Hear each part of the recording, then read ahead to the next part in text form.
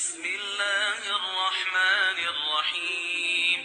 سامعین، آج آپ کی خدمت میں ایک نہایت ہی اہم مسئلہ جو کہ شرعی لحاظ سے اور میڈیکلی ایک اہمیت کا حامل ہے لے کر حاضر ہوا ہوں کہ کیا ماہ رمضان المبارک کے روزے رکھنے سے انسان کے معدہ میں زخم یعنی اسٹامک السر بن جاتا ہے، جہاں پر غلط پراپوگنڈوں اور اسلام دشمن قوتوں نے لوگوں کے ذہنوں میں اور شبہات پیدا کیے، وہاں ایک شبہ یہ بھی پیدا کر دیا کہ روزہ رکھنے سے انسان کے معدہ میں زخم بن جاتا ہے۔ اس کے جواب میں اتنا ہی کہنا چاہوں گا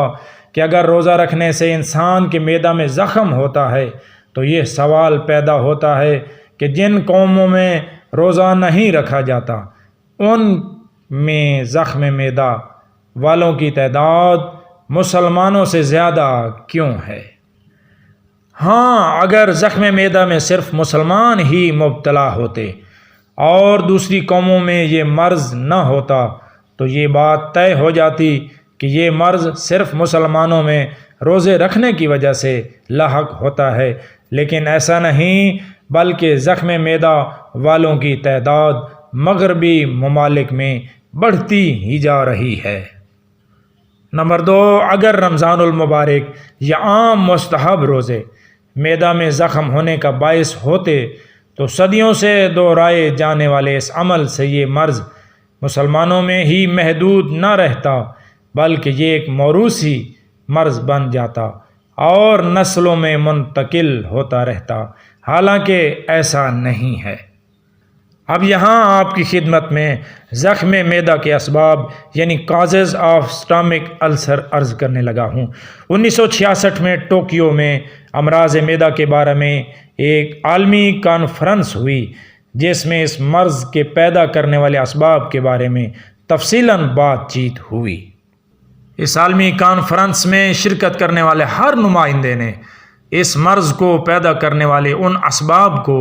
جو کہ کسی بھی ملک کے حفظان صحت اور طبی ادارہ کی تحقیقات کا نتیجہ تھے، کانفرنس میں پیش کیا۔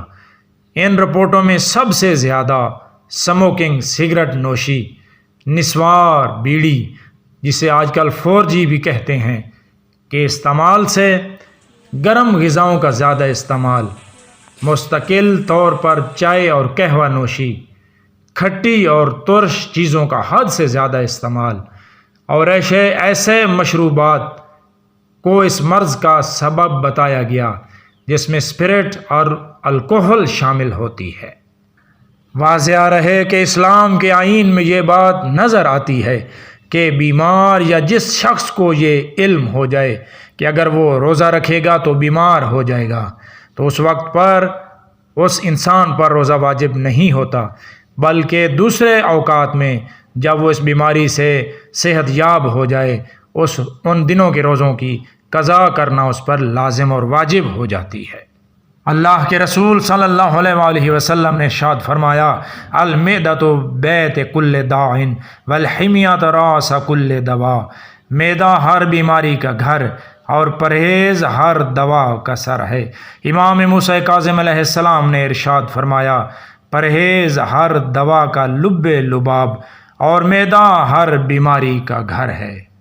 رسول اللہ صلی اللہ علیہ وآلہ وسلم نے ارشاد فرمایا، صوموا تصحوا، روزہ رکھو تاکہ صحت مند اور تندرست ہو جاؤ۔ اللہ سے دعا ہے کہ بحق محمد وآلہ الاطہار ماہ رمضان المبارک کی فیوز و برکات کو سمیٹنے